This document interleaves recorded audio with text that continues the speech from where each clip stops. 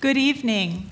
It's a pleasure to be here as part of this distinguished panel to celebrate Anne Craven Painted Time Moon's Laboratory with such an amazing audience.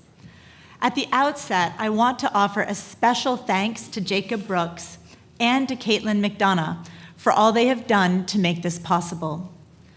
Before launching into our panel discussion this evening, I want to say a word about the slides that you will see appearing on the screen before you.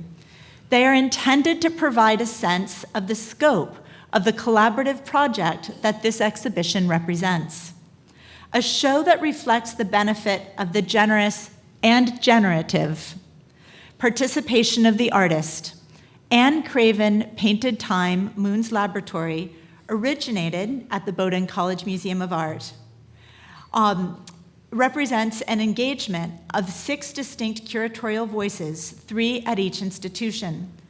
At Bowdoin, Jay Sanders, Executive Director and Chief Curator of Artist Space, Adam Weinberg, Director Emeritus of the Whitney Museum of American Art, and Lorraine Ferguson, Installation Design Consultant, and myself.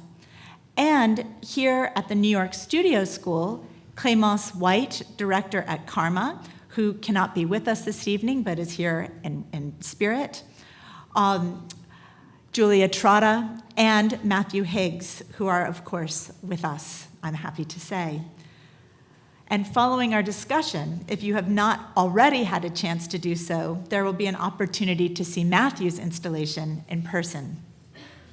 Tonight, we have an opportunity to engage in conversation with Anne Craven, the central player in this collaboration, who will speak with 4 of us who have had the pleasure of being in dialogue with her through this project: Julia, Matthew, Jacob Brooks, and myself. Our panel this evening is the outgrowth of an inspiration that first took root in the summer and early fall of 2024 through conversations with Jamie DeSimone, Chief Curator at the Farnsworth Art Museum in Rockland, Maine, and Anne Craven. As Jamie worked on plans to create an exhibition providing an overview of Anne's painting practice by focusing on the 4 most recent years of her work, we saw an opportunity for an in-depth dive into one signature element of it: Anne's moons. Part of the pleasure of this project as curators based in Maine was paying homage to Anne's special relationship to that region, a place where she has worked actively for many years. But as the Farnsworth's awarding to Anne of the Maine and America Award this past summer testifies, Anne's impact, while keen in Maine, clearly expands much more broadly. Thus, we relished the opportunity to develop at Bowdoin an exhibition that testified quite literally to the cosmic reach of Anne's work, and we are thrilled that the exhibition now continues and is indeed completed in another place that Anne calls home, New York. Aptly described by critic Greg Lindquist as Craven's Mont Sainte-Victoire, the moon has long been central to Anne's practice. Through thousands of works and numerous dedicated exhibitions over the past 3 decades, Anne has made the subject her own. Speaking to the importance of the moon for her, she has noted, and I quote, "That's how I learned to paint, by looking." So the moon, with its continual waxing and waning, it's coming back to life every month to be full and vital, seemed like the right subject matter in pursuit of my conceptual practice. After exhibiting 101 moons in 1995 at her first solo exhibition, an installation that Craven describes as one long poem, the emerging artist suffered a catastrophic conflagration in 1991 that destroyed her home and studio. Reeling from the loss, Anne took strength from the example of her grandfather. As she put it, "My grandfather always said, just keep it going, keep it going." He was a roofer from Boston, so he was also repeating, putting roofing shingles on top of other shingles, always the same material. he taught me the notion of just not giving up. In 2001, Anne returned to depicting the night sky. By 2006, a decade after her first show of lunar views, she had 400 new such works. Internalizing her grandfather's mantra, the artist repeated each of these paintings, producing a second set of 400 works. Emphasizing the feat, both groups were exhibited simultaneously in New York and Cincinnati. Out of this demonstration of extraordinary resilience and persistence, qualities one might even associate with the perpetual return of the moon in its changing guises, grew Anne Craven's Lunar Laboratory, a comprehensive encyclopedia of a sort documenting all of her renditions of the moon. As visitors to the exhibition will have noted, the laboratory is stored in meticulously organized cardboard containers, each measuring 15 by 15 inches. These boxes easily hold the artist's plein air sketches measuring 14 by 14 inches, or in some cases smaller than that. Other of her plein air studies of the moon, which are 24 by 18 inches, and larger paintings based upon these works cannot literally fit in the boxes. However, they are included conceptually by placeholders, and they are referenced through reproductions and detailed curatorial information documenting the size, date, and place of execution of the work. Indeed, a clear indication of Anne's precision in the creation of her paintings is evident in their very titles, which she describes as poems in themselves. Evidence of Anne's awe-inspiring commitment to depicting the moon is clear from the sheer volume of containers corresponding to just 4 years of work undertaken between 2020 and 2024. We are thrilled that she has agreed to share her laboratory for the first time in this exhibition, which we believe provides a powerful testament to the conceptual rigor and expansiveness of her practice. Recognizing this, a central tenet of this curatorial practice has been to center the artist's laboratory, the type of resource that often remains unseen by exhibition visitors, despite being a critical tool for creative inspiration. Foregrounding the creative process through this undertaking, it has been a sheer joy to engage with Anne in discussion about her work. I am grateful for the opportunity to have been able to work at the BCMA with Jay and Adam and Lorraine, who developed brilliant and revealing interpretations of Anne's paintings through their installations, which you can see unfolding here. And indeed, gathered here this evening in this amazing space, I am reminded of an observation made by Adam Weinberg about how Anne, through her interaction with this project, had perhaps inverted typical curatorial endeavors. Rather than this exhibition simply reflecting a singular curatorial vision inspired by an important painter, it is perhaps actually we multiple curators who have been pulled into the larger orbit of the artist herself, becoming perhaps moons to her fertile earth, shedding a shifting and variable light upon the powerful and fertile landscape of Anne's imagination, to which we find ourselves inevitably returning. Thank you.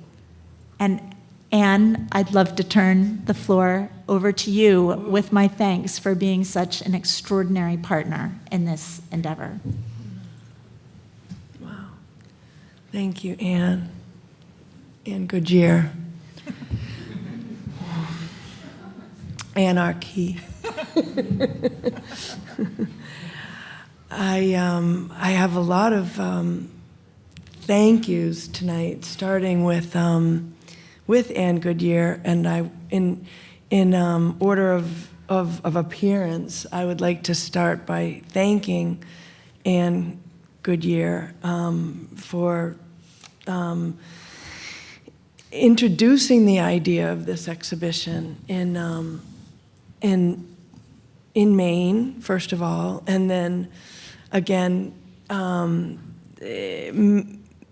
with the idea of it traveling always in our hearts it wasn't until it became evident that Jacob Brooks would like to bring it to the New York Studio School, and we were really blown away by that idea. And so here we are in New York, but back to Maine, and Anne Goodyear curated the first iteration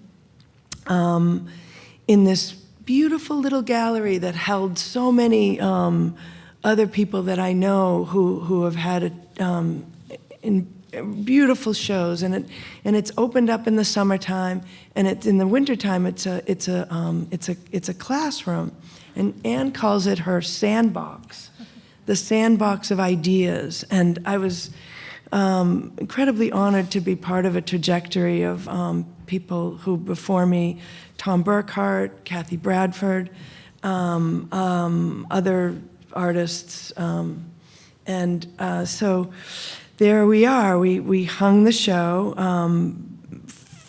it was actually 5 years, 2020 to 2025. So the beginning of 2020 to the end of 2025, the laboratory traveled to Maine.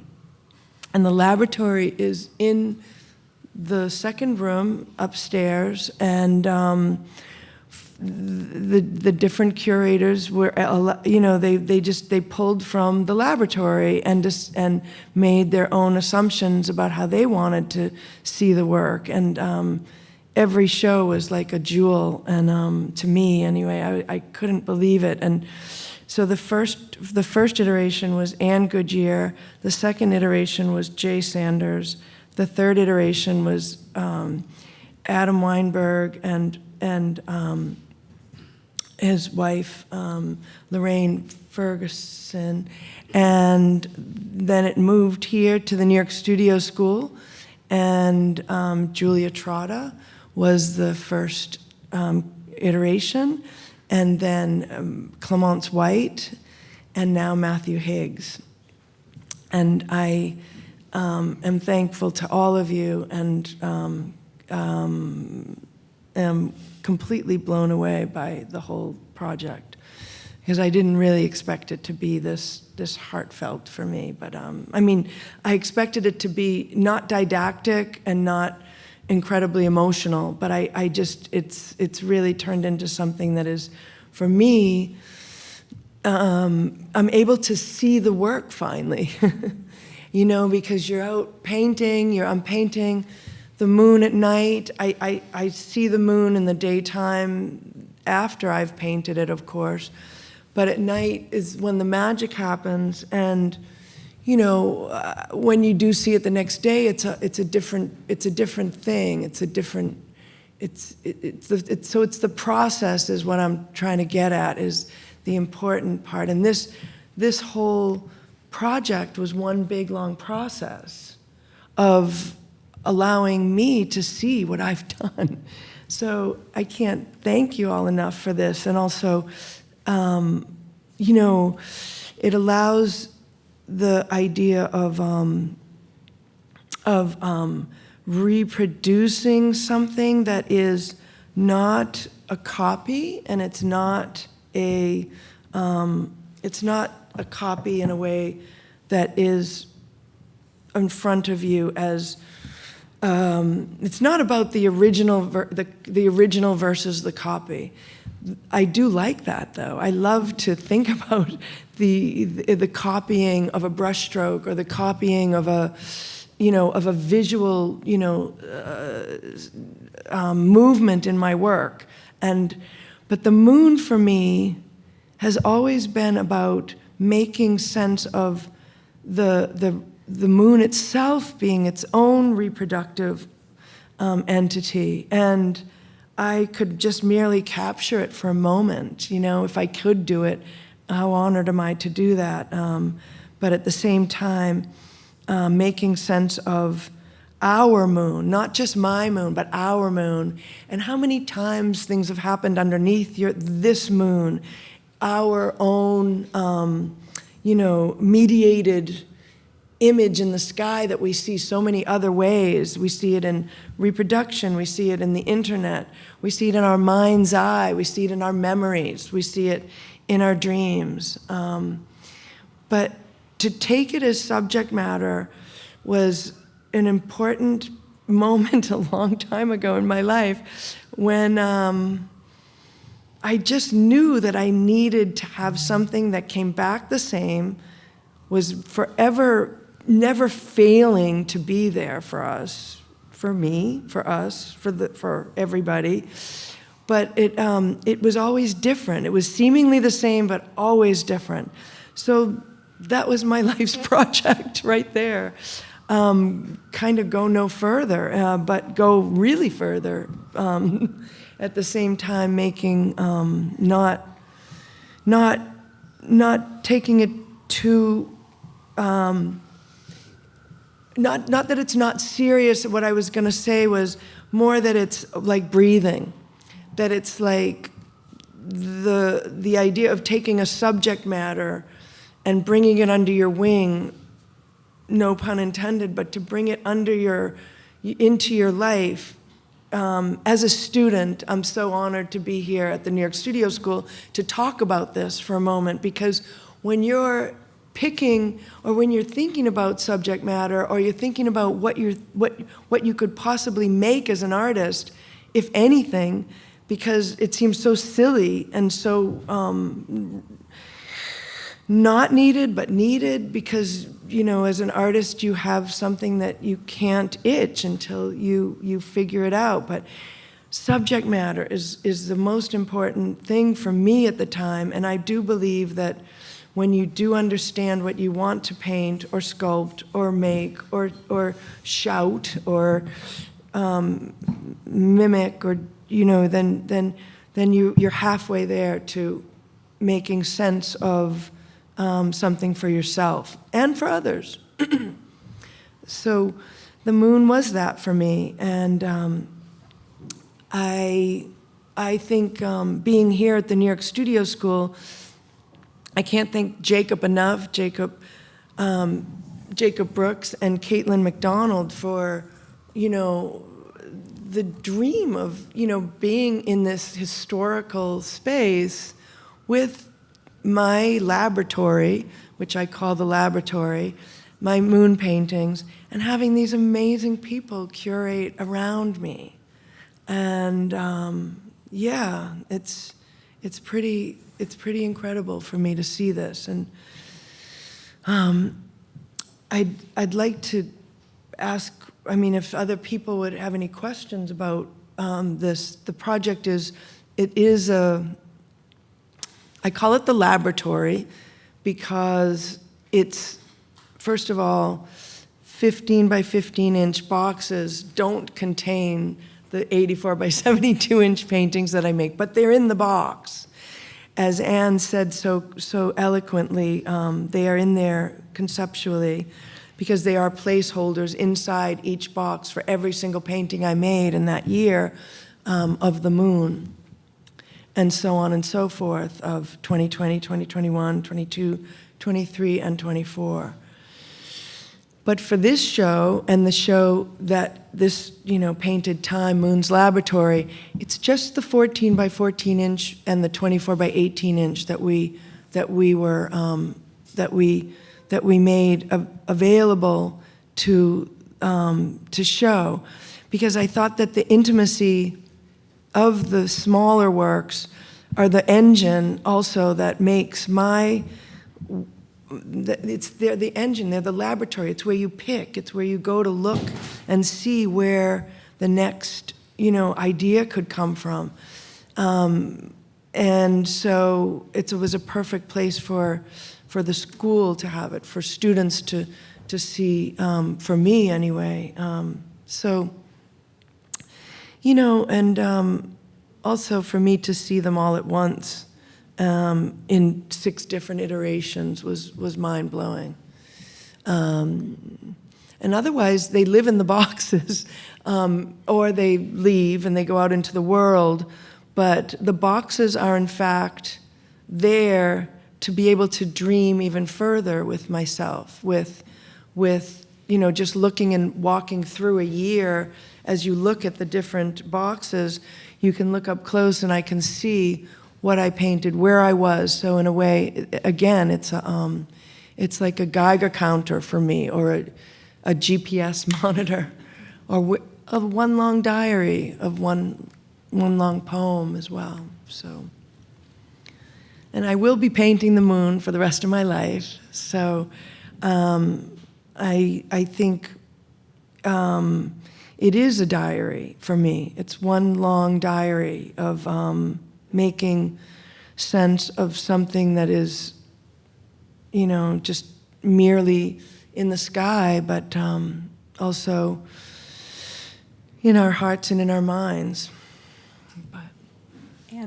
And thank you so much for your beautiful reflections. I always learn so much from you.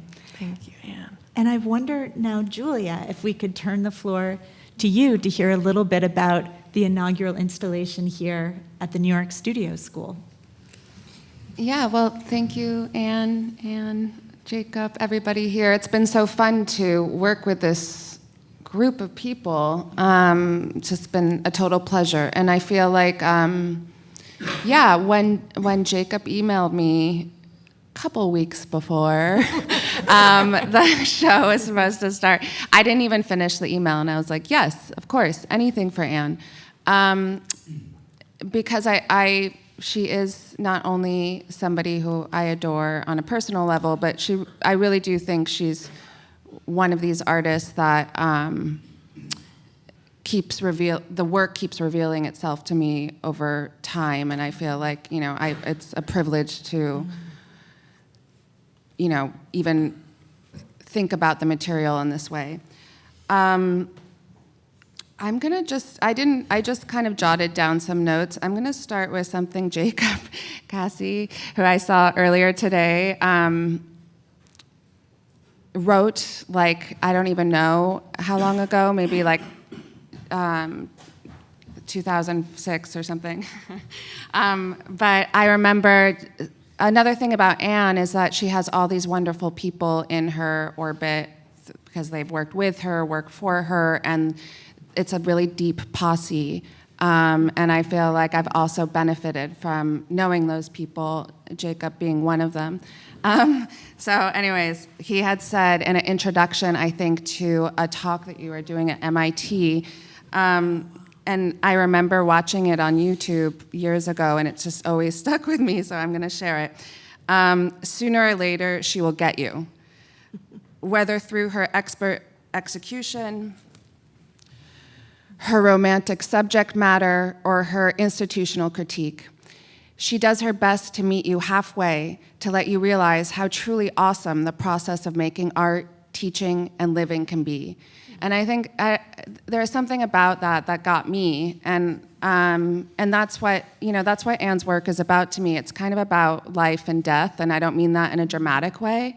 I actually mean it in a very matter-of-fact way, that, painting these moons or anything is really like an affirmation of her existence, and it's very simple, but it's extremely profound, and so I think that idea of affirmation too.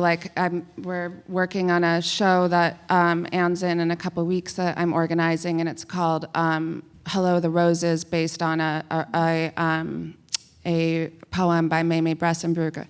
And it also just brought me back to a show that Anne did called Hello, Hello, Hello. And this one, the subject was birds, but I think that this type of greeting, this kind of hello to something as simple as her own paintings, is a kind of almost, again, acknowledgement of the subject, but also, oneself.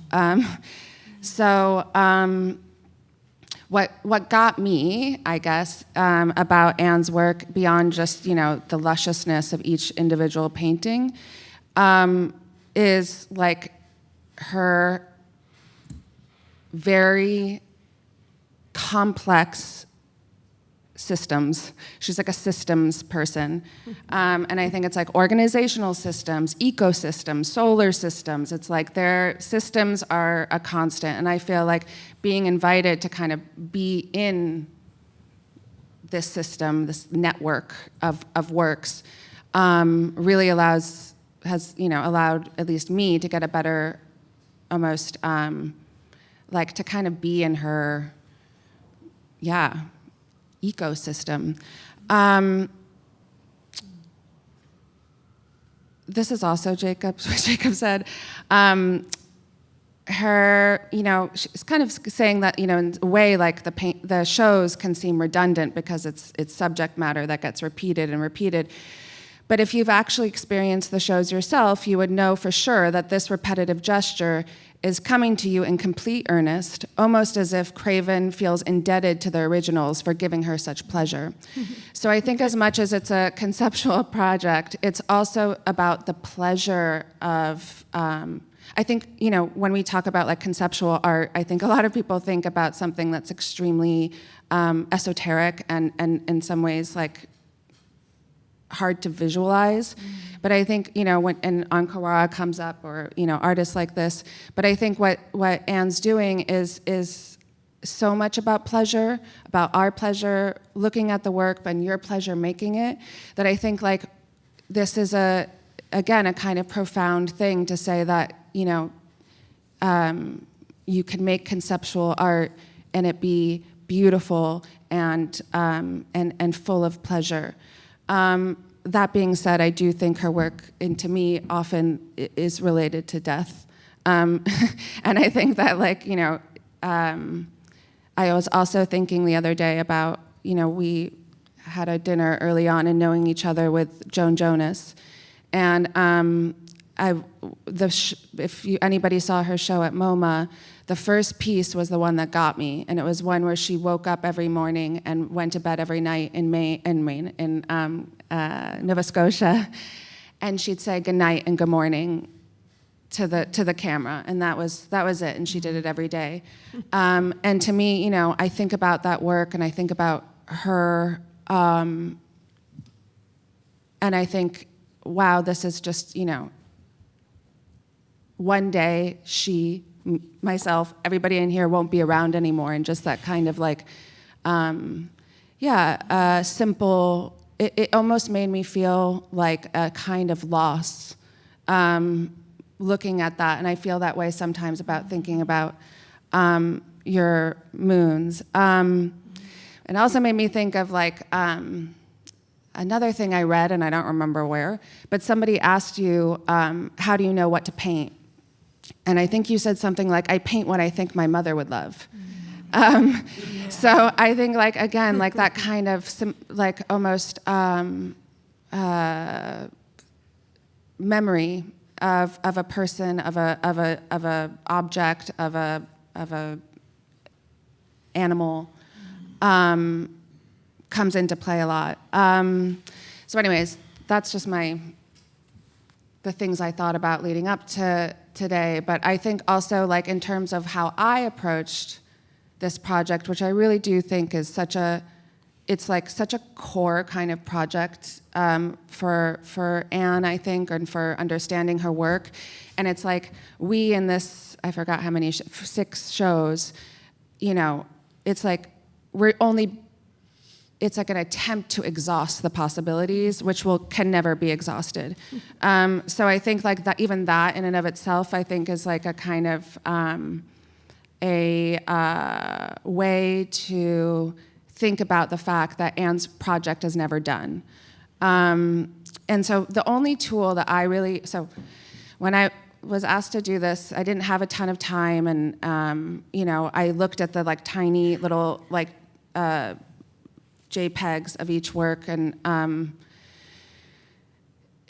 felt almost overwhelmed because I was like, I love this one. No, I love this one, and whatever. But then, at the end of the day, I came back to like, again, like what got me about Anne's work, and I wanted to enter a system. And so I used, like the only tool I used in my selection was time. I think that like time is what Anne's work is documenting, certainly the moons. So the passing of time, passing of Anne's life, of our lives, it's another type of system. So, and of course I'm looking at these moons and the dates, and I'm thinking about what happened in my life on those dates. Obviously, a lot of this was during the pandemic. I was thinking about where I was, what I was. And so I think that to me, that was the only guiding principle. So I said, okay, my dates of my exhibition are September 3rd to September 27th or something. So I want to only use moons that were painted on those dates in 2020, 2021, 2022, 2023, and 2024. So that was it. I took my own subjectivity out of it, essentially. It was hard because I think my last date was September 21st, and she painted these two moons on September 22nd that I really liked, and so I was like, do I cheat? But I didn't. I was disciplined. And so then from there, it was like, okay, now I have the selection of moons, how am I gonna hang them? And it was pretty obvious to me that it had to be in chronological order. And so that was it. I basically gave instructions. I wasn't here, and I said, start with the first one and go in chronological order until the last one. And within that, I think Anne's work can be hung in all sorts of ways. Obviously, I've seen them gridded. I've seen them, and there was one show. I don't think I went, but there was one show at the Comfort Moderne in Poitiers, France, that I just. Every installation shot of that show really, bowls me over, and I was like, I want to do it like that. So I basically took that model, which was basically where everything was hung from the same, aligned from the top. And so, yeah, exactly. A clothesline, exactly. And so, but I thought, then we had to handle these two rooms and, of course, the laboratory itself. So, how would those elements kind of play in? And for me, it was actually important to enter and see the laboratory first. And so we put the laboratory in the first room when you walked in, and then you kind of turned the corner, and then you saw the paintings around the room, and they kind of created a horizon. In the front room, I did want to have just two paintings on each side, just so it kind of helped you. They were like little greeters. So in the front room, it was and I don't know where we are in the slideshow, but it was the. Oh look, perfect. That's it. Okay, yeah. So this is in the back room. In the front room, you would see the boxes and the two moons, and then it would just kind of ring around. And that was it. I mean, Jacob and the team, and Anne and Sanisha, and I don't know how many people, all came and did the math to make sure that they were spaced evenly all around, because that part I couldn't do. But yeah, and then it's been such a pleasure. I came back for Clemence's, and she's not here, but I do know how she chose her moons was based on location. So she chose all the moons that were painted in Maine and New York. Is that right? New York. Yeah. Just no, New York. just New York. They were just New York moons. Sorry, Yeah. they were just New York moons. So that was her approach. And then today I just walked in and saw Matthew's, which I'm going to be curious to hear what his approach was to which moons he chose, but the installation is totally singular. I don't think anybody has done anything like it in this project, at least. And I feel like it feels what he said is it's site specific, and I think it really makes a point to remind us where we are. In a very kind of through a very simple gesture. So yeah, I think, as I said to Anne, I'm sure I'm gonna say, why didn't I say this? But that's all I'm gonna say for now, I think. Julia, thank you so much. And I love the segue that you provided. So Matthew, over to you. Thanks. Because my iteration of the project was the final one, I sort of had the advantage of seeing all the previous ones, the ones that came before. So when Jacob contacted me, like Julia said, about 2 weeks before the project started, Spontaneity is always important. which I liked, it seemed important. Like the moon. I Googled the earlier iterations of the exhibition, which I hadn't seen, and my first thought, if you've had a chance to see my installation, or you can see it after tonight's talk, about a year ago, I work at the Paris Review. I'm a contributing editor there, and we commission artists to make projects for the magazine, including portfolios. And about a year ago, we commissioned Anne to make a portfolio. And even though I didn't witness it, Anne went onto the roof of the building in Chelsea, where the Paris Review's offices are on 27th Street. And over a number of evenings, two evenings, Anne made a new group of moon paintings which feature the prominently visible Empire State Building next to it. But if you look at Anne's Instagram account from that time, there's a really wonderful photograph of Anne on the roof of the building with her row of easels and a row of moon paintings in progress. And seeing the paintings on the easels, I think wasn't something I'd really thought about before. It never really occurred to me how they were made. I think if you walk around New York, you see amateur plein air painters making paintings of streetscapes all the time still. But it never really occurred to me how Anne actually made the paintings. But to see them on their easels sort of triggered a thought. So I was interested in that idea of the plein air painting, or just the activity of plein air painting, which seems somewhat anachronistic. I liked also the idea of easel painting, which is an interesting term, thought, idea. So when I came to see the space, it's obviously here in the studio school, and that seemed to me to provide sort of another set of thoughts about the context in which the exhibition is taking place and the sort of history of this building and this institution, and it's sort of the things it has privileged over a long time in terms of art making, including drawing, the life room. And again, these were just sort of some more thoughts. It was interesting that a couple of people have mentioned On Kawara in relation to Anne's project. There's a very beautiful project by On Kawara where he installed his paintings in kindergarten classrooms. It's a very beautiful small publication too. Where obviously they reverberate differently. That wasn't necessarily a thought. But after seeing the other iterations of this exhibition, both here and through documentation in Maine, I was quite keen not to hang anything on the walls. So that was a thought. And then the rest of it really became a sort of conversation with Jacob, which I liked a great deal because he's not just the organizer of the exhibition, he's really kind of a collaborator. And also he has a long history with Anne. He used to work for Anne.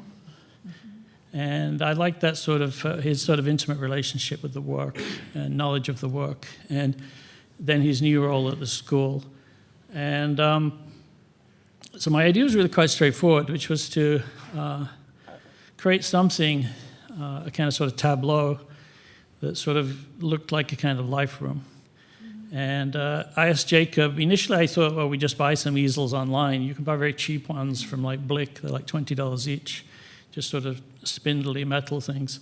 But it struck me that whilst we're here, there must be existing easels that are used in a room like this or in the life room, wherever it is in this building. So I asked Jacob to see if we could secure some easels that have had previous lives. And, he found 7. And I don't know if it's true, but Jacob told me that they're about to be retired. So I like the idea that an easel gets retired.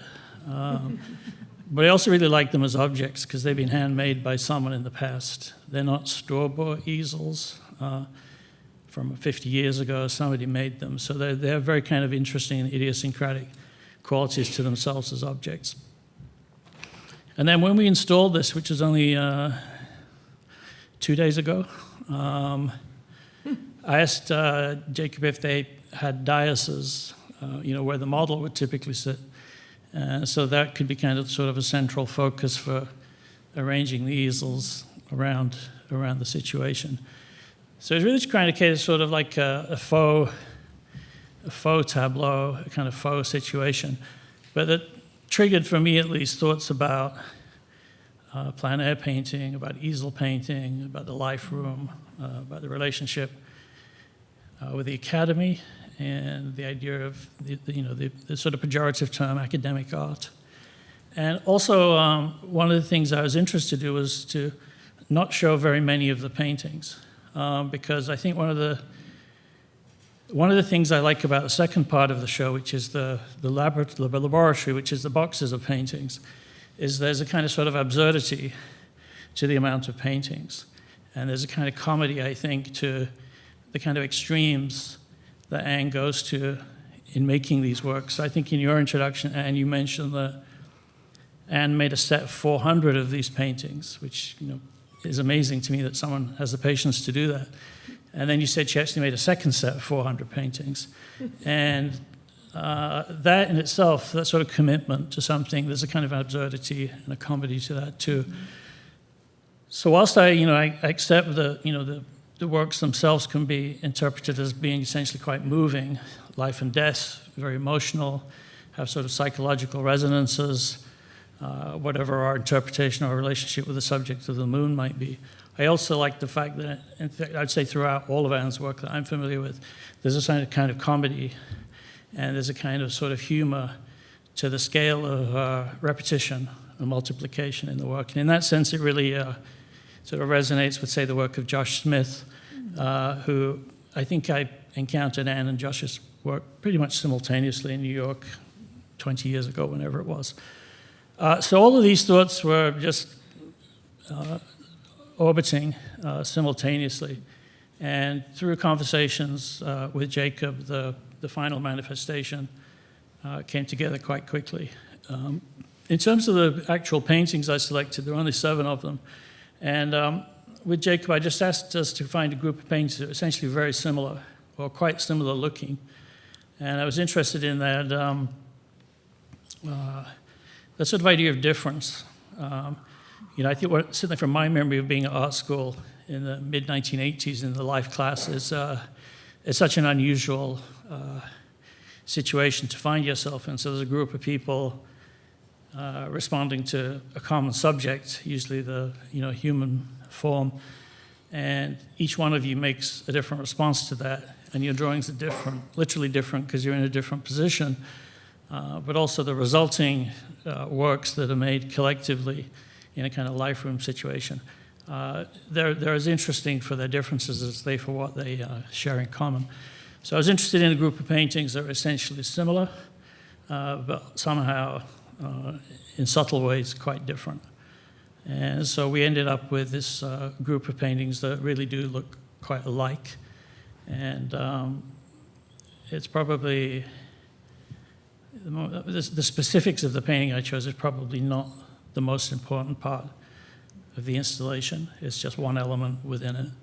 And I came back to see, Jacob installed it after we'd sort of laid it out. And then it was sort of there's a very subtle thing that I doubt anyone would notice it, but if you'd been to the previous installations where the visitors signing in book is and the checklist for the show, there used to be quite a plain white box there. And whilst we were looking for the dioceses, Jacob found this very beautiful paint-encrusted table in one of the studios, and we switched it out for the white box. So the signing in book sits on this paint-encrusted table that has a kind of very enigmatic phrase stenciled on it. It says, "Big paintings only." And I don't know what that means. So it was, it was a very nice project to be involved with. I'm a big fan of Anne, a big fan of the work. the kind of the sort of curatorial conceptual structure of the project seems to me very light, and I don't mean that in a negative sense. It seems to me that everyone's touch on this project is quite light, and I felt that certainly from my perspective, I was interested in creating a slightly different response to the previous iterations of the installation. So obviously, take a look on your way out if you haven't already. Matthew, thank you so much for your thoughts. And I'm so happy that in your comments, you alluded to a really important sort of silent partner of sorts in this enterprise, Jacob Brooks. And Jacob, it's probably somehow appropriate that you are orbiting around this enterprise, but I didn't want the chance to go by to hear your reflections. And as you know, I had the pleasure of meeting you very early on in the gestation of this project early last fall, which was such a pleasure. And it brings me tremendous pleasure that things have come full circle, so to speak, with the exhibition returning to New York, in a sense, from whence it came. And as I think we've all acknowledged, Jacob, none of this would be possible without you. And you have worn many different hats in relation to this project. As curator, as overseer of this project, as studio assistant. So it would be wonderful to hear your reflections on this enterprise. Yeah, absolutely. I agree it is right that I'm in the shadows talking about this. No, I mean, first of all, thank you so much for the yeses. Matthew and Julia noted, working with me despite emailing you like 3 weeks before we were due to open. It was very generous of you, and it was a great joy to work with you. Anne and Anne, also very much a great joy to work with you on this side of things. Yeah, it's been a very long road to this. I don't know. It's so weird to look back on. I don't know. It's something that I was thinking when I was listening to you all talk was like the first time I ever met Anne. I got a text from Blake, who is also Anne's former studio assistant that's standing right behind me. And he was like, do you want to stretch some canvases for Anne Craven? And I was like, of course, I would love to. And you were like, Jacob, so great to meet you. Do you want a projector? And which I still use, but like you gave me a projector and you gave me a bunch of like old materials, and it's like it was great. I don't know. I was very like touched by it, and I was like, wow, this person is really generous, and you are really generous, and I think that's like evidenced, just in like the nice things people have to say about you, but also in the show, because it's a very intimate thing to look at some of these old paintings and to see the way that they're organized. Like the first time we went to your, the big storage space, like I was blown away by these like 12-foot shelves with like 1,000 paintings on them. I think we were in the process of reorganizing them when you and I met Anne Goodyear. So I don't know, it's such a gift to like get to bring that and to kind of put that in my new job, but also just like bring that back to New York, so it's not just like a fun thing that everyone in Maine got to see. It was like, it's also just like it's she makes this many paintings, and they're all like these strangely like specific iterations, and like it's they're so fun, but also so like Julia touched on, like so like dark and about death, and like so struggled over. And I don't know. I think it's kind of a gift to see that, and it's a gift to like have one like helped make some of those labels, and two like to then like hang and rehang the show 3 times. It's been really great. I don't know. Thank you. Jacob, thank you for everything that you've done, and I feel like this is probably a perfect moment to open the floor to questions, observations, recommendations from the audience. So I don't know if there's anybody who would like to dip their toe into the water. Kathy Bradford.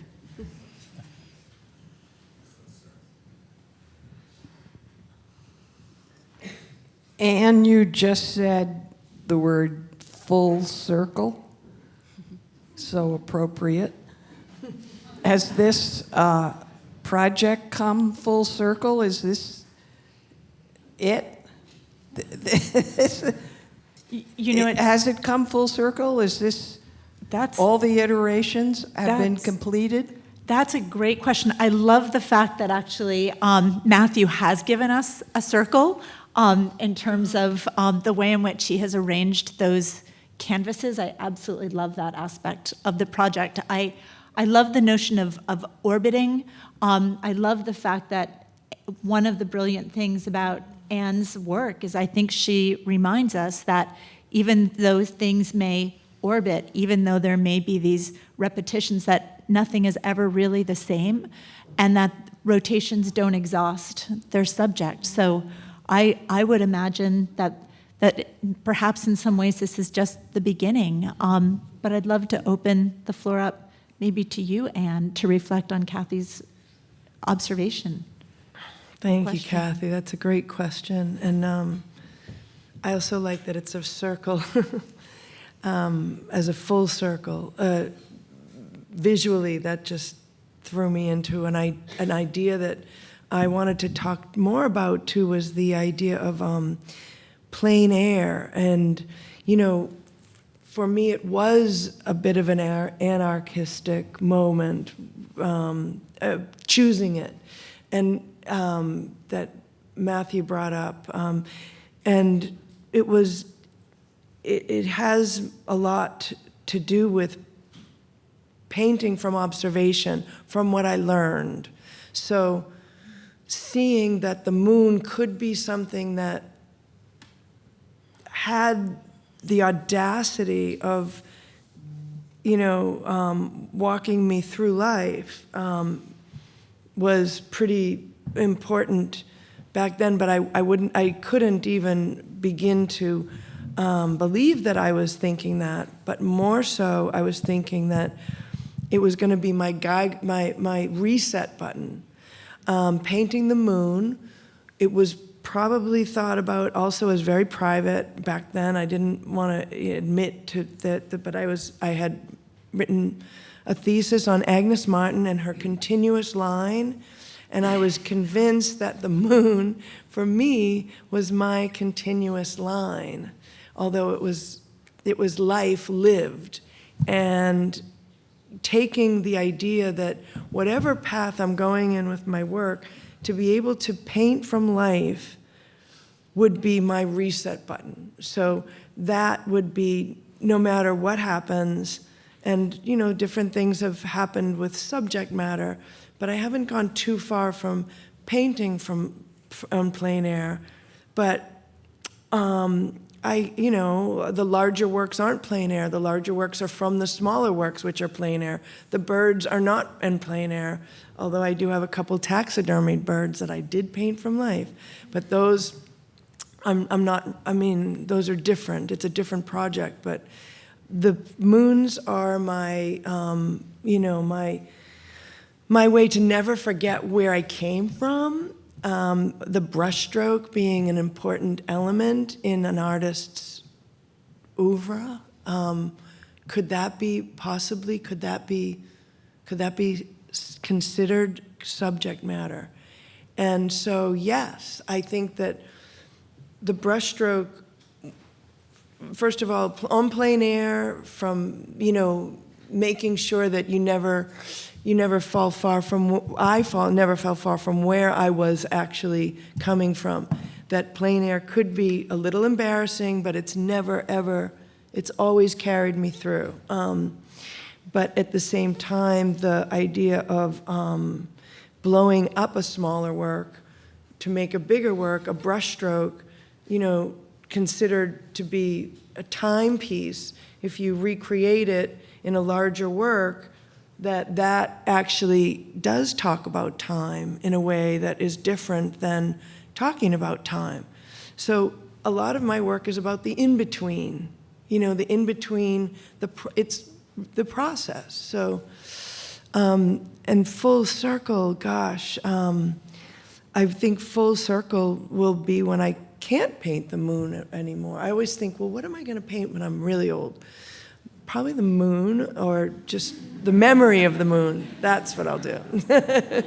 The memory of the moon, which is in all of our minds. I mean, there were so many great things that you all said that I'd love to talk about, but I'd love to hear more if anybody has any more questions. Hello, Anne. I know you said that when you thought about what you wanted to paint what your mom loves. And I know that we often correlate the moon with a feminine figure or a maternal figure. And I know that might just be the human tendency to anthropomorphize things. But I was wondering if you gender the moon, or if you feel that the moon greets you every night, and I guess just to talk about if there's a line there. That's a great question, because, you know, it's a complete androgynous project, but being a woman that, you know, grew up with things that were cyclical, I can never, ever get away from the idea of female, of being, you know, presented with a repeated notion of also coveting. So my mother actually convinced me to paint the moon when I thought that I was making a bit of a mistake, and my uncle and my grandfather were calling me a lunatic. Why not? They're roofers in Boston, and they're, you know, they think the moon is just, you know, they don't even, well, they did look at the moon, and they sometimes had to work during the moon, especially during the harvest moon, even though they weren't farmers, they were roofers. But they did give me credit in the end that, you know, this is they gave me the nod that this was a good project. And those guys being the males in my life, the men of my life. But my mother, that she gave me the validation to paint the moon was also incredibly important, because I literally did paint as a child. Everything I painted was for my mom. You could, you know, literally hold it up. Do you like this? I love it. Do you, you know, Mom, I did another something. Wow, okay, great. And then she'd get other people involved in the neighborhood, and then she'd have me painting the neighbors and painting the animals of the neighbors. And, you know, she really put me where I am right now, and I owe it all to my mother that to never give up, but also to my grandfather to never give up, because he was, you know, putting roofs over people's heads and repeated things that, you know, that we need.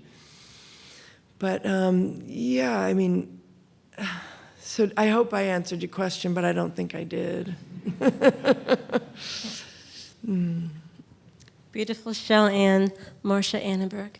A question about your process. I noticed that your smaller paintings, the 14 by 14s, are timed in the titles. So are you painting these consecutively, one after the other, or are the easels set up in series and you paint them at the same time, but you change them to finish them differently? Thank you. I love that question, because it is confusing sometimes when I date things, that the person looking at it might think that I just painted it at that moment, but it was a long night of painting many moons, and that's my process. I'll set up 4 or 5 easels, like Matthew so kindly brought up.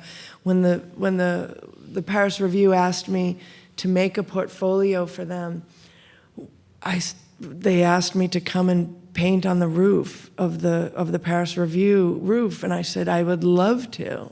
That's great. So I brought 5 easels with me. We set them up, and we weren't sure where the moon was coming up, but we knew it was coming up in less than 45 minutes. And so lo and behold, when the moon did finally rise, it was kissing the Empire State Building. And it was one of the most exciting nights in a long time, because it could have been further south and it could have been further north. And I really didn't do my homework on that night because I knew I was going to be there, so I'm just going to paint it. And as I do, it's something that you don't think about, you just do it. But the paintings, when they are the process of painting, it's usually 4 to 5 hours, and the date and the time is always added at the very end. And so there might be 4, 5, 10 minutes, half an hour in between the time, painted on the same night.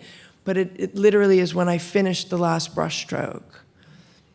But they're basically an ensemble. It's almost like a musical piece in the end. That's why I hate to separate them, but it's okay. Would you do them simultaneously? Yes, I paint them simultaneously, Ricky. Paint all the background. Well, I usually start with the moon, and the background comes second, because the moon, the light that I paint with is the white. It's white mixed with cadmium red or cadmium orange, or white mixed with cadmium yellow light, or white mixed with quintessentron red or quintessentron magenta. So the light is really important to be first on the canvas, so the dark background can just make it pop. And then I can just start, seeing what I'm painting. There isn't a lot of light. But also I like to keep the color that I see it in my mind's eye. I like to keep it pure. But it changes. It's sometimes red's added to the pinks and the yellows and the oranges. And You said something about ending, but the circle never ends. It's a symbol. It's a symbol of every culture of this circle. It's eternal. Ricky just is talking about the symbol of a circle. And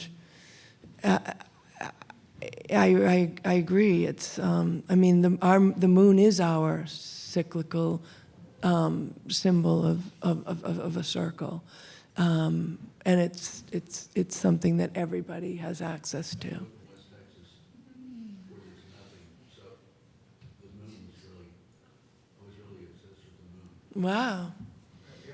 For one more. Oh no. Okay. Oops. I just wanted. I feel like a lot of things about your work, and comedy was not really one of them. It feels like a lot of things, like obsession and like melancholy and like, I don't know, kind of wanting to, I don't know, being in this relationship.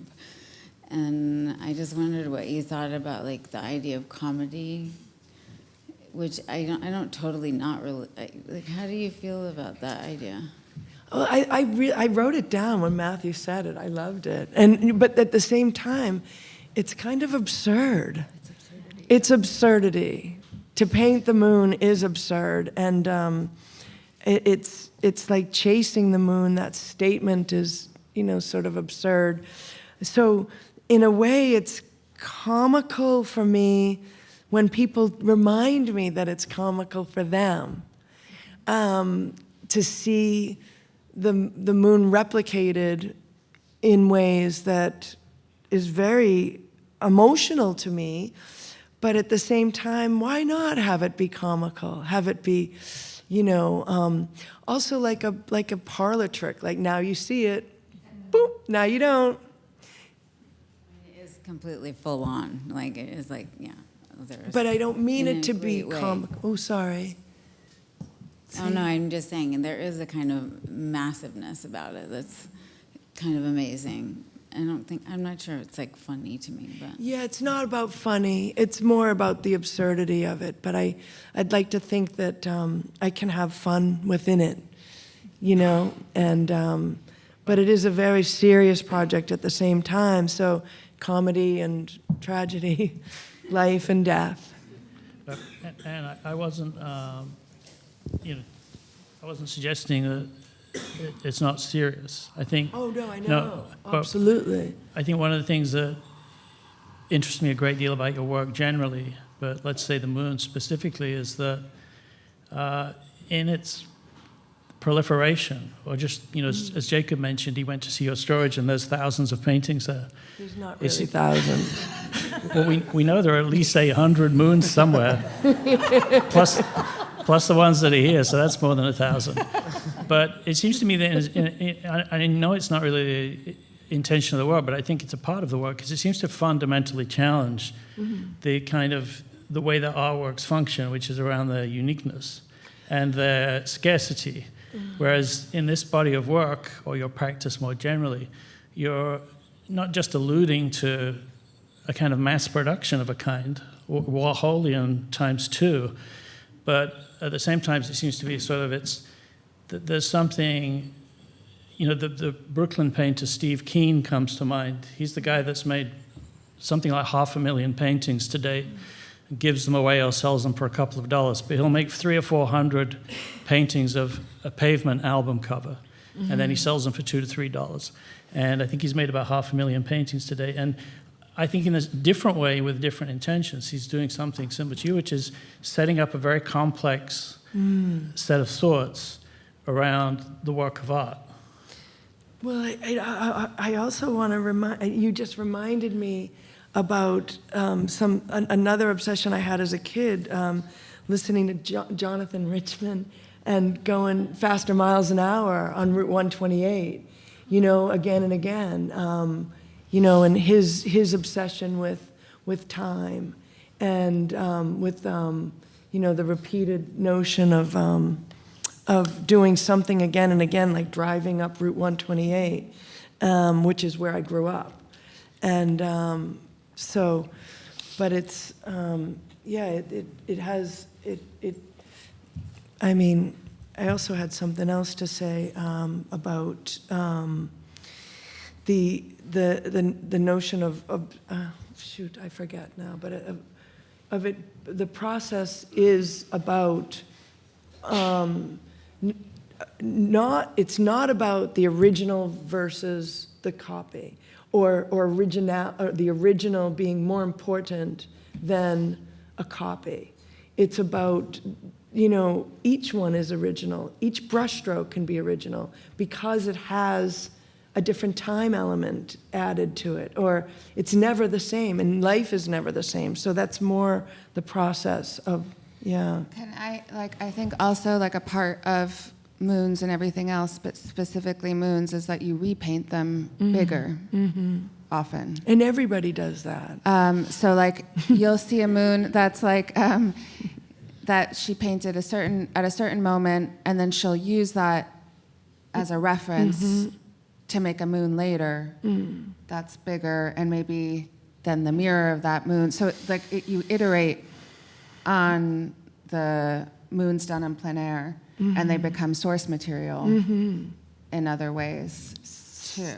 So in a way, they are all subject matter, for future works. And I tend to try and keep them bracketed, within a certain time period. But I do go back to earlier works just because I can't get it out of my mind to blow it up, to make it larger. And then the process by which I do that is this, I covet the idea that a brushstroke is a timepiece, and it's a moment in time, and to repeat it is another notion of time.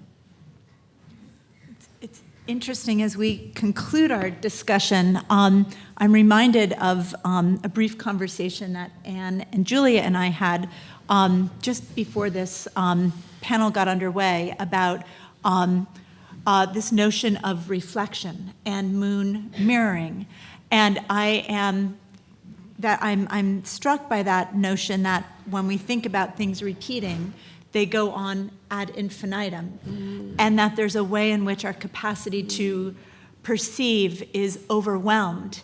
And when I think about this word comedy, it does make me think of laughter, and the way in which laughter often is a response to that which we cannot perfectly control, or that which we cannot understand, that which sort of overspills our ability to contain it. And I'll say, Anne, I think that's what I love most about your work. And I love, Julia, this notion of what gets you. And this idea that there's always something, Anne, about your work that gets me. And I imagine that we each have our own version of Anne Craven and our own minds. And I am so grateful to you for your extraordinary generosity with all of us. I am so grateful to Julia and to Matthew for sharing your visions of this material. Jacob, we would not be here without you. Thank you for your incredible generosity. And most of all, as we know, but I always like to remind myself, art does not exist without an audience. And I'm so grateful to all of you for being here, for sharing your sensitive reflections. And I hope that we'll all have an opportunity to continue the discussion as we move into a reception. Thank you all for a wonderful, wonderful discussion.